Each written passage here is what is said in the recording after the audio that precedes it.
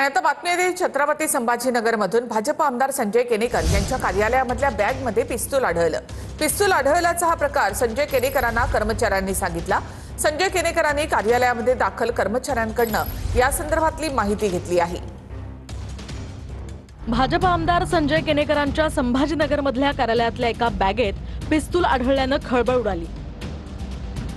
माहितीनुसार काल संध्याकाळी एका अज्ञात व्यक्तीने ही बॅग केनेकरांच्या कार्यालयात ठेवली होती।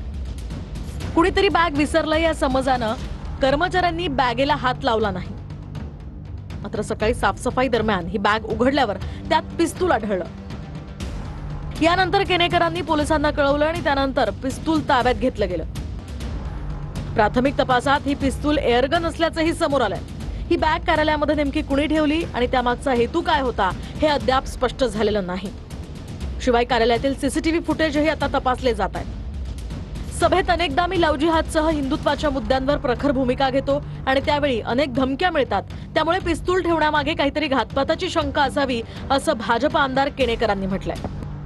मला ज्या पद्धतीने एक कृत्य झालं ते कोणीतरी मी प्रखर हिंदुत्वादेवर बोलतो, गोवंश हत्ये संदर्भात बोलतो, लव जिहादवर बोलतो, मी हिंदुत्वाच्या विचारांना सातत्याने मांडत असल्यामुळे ही भीती मला आहे, त्यांना काहीच भीती नाहीये। आता निश्चितच मला या महानगरपालिकेच्या निवडणुकीच्या संदर्भात बऱ्याचशा वेळेस धमक्याही आल्या, बऱ्याच वेळेस मला धमक्या देण्याचं सत्र हे बऱ्याच वर्षापासून चालू आहे आणि त्यामुळे निश्चितपणे कोणीतरी काहीतरी वेगळ्या उद्देशानं हे घडवलेलं प्रकार आहे। सापडली नाही, ती ठेवलेली होती।